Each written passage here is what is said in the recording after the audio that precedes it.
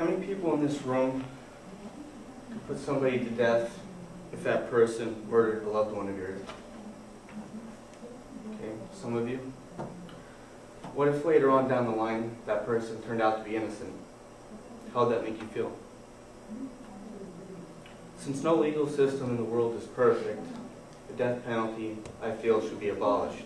The reason I feel that it needs to be abolished is because I'm against it, and I, as well as all of you, I'm sure, know what it feels like to be falsely accused of something you did not do. In my presentation, I will discuss how the death penalty is unfair, how it does not deter crime, and also how it's a waste of time, money, and resources. Let's look first at how the death penalty is unfair.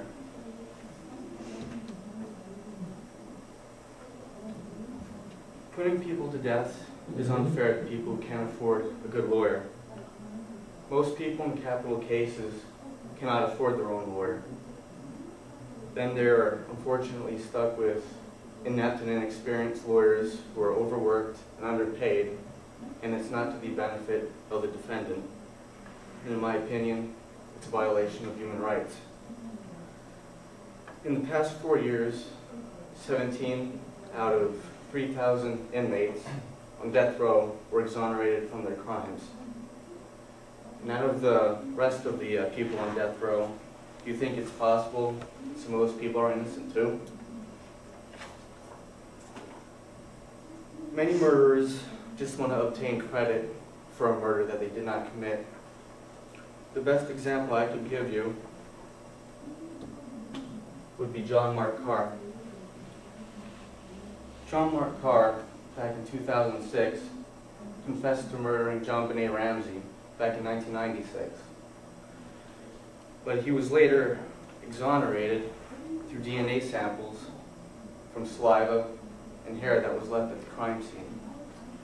And charges were eventually dropped, and he was released. It is also a well-known fact that societies and states that do not have the death penalty have a much lower murder rate. Canada's rate declined by 27% ever since the death penalty was abolished back in 1976. Also, 2 out of every 3 police officers in the United States believe that capital punishment does not deter crime either. Murderers often don't think about the consequences anyways. A lot of the times it's out of impulse and an act out of anger. Now let's look at how death penalty is a waste of time, money, and resources.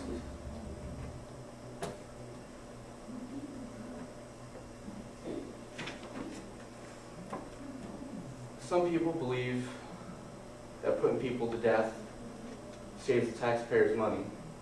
However, this is untrue. The appeal process that we fund costs more than $233 million a year to put people to death. But if we were to incarcerate murderers for life, it could be as low as $11 million a year. And this is a very conservative number. And it's pretty bad that a nation in economic turmoil has the money to keep funding the appeal process, but doesn't seem to have the money to pay their bills. This money would be much more useful in crime prevention, rehab centers, mental institutions, and education. Not to mention all the other different organizations all this money could be allocated into. Some of these organizations include, but are not limited to, PETA, SHINE, Peace Corps, the Jimmy B Foundation, Autism Speaks, the American Epileptic Society, the American Cancer Society, Amnesty International, and among others.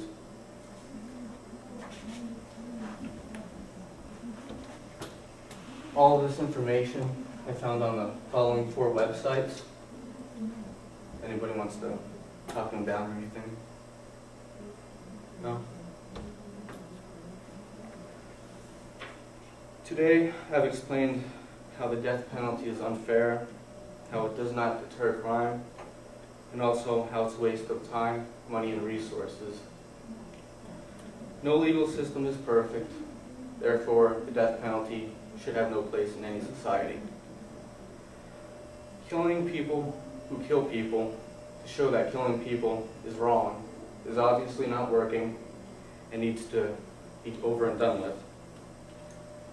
If you yourself are not willing to execute somebody, then I feel that somebody else shouldn't have to do your dirty work.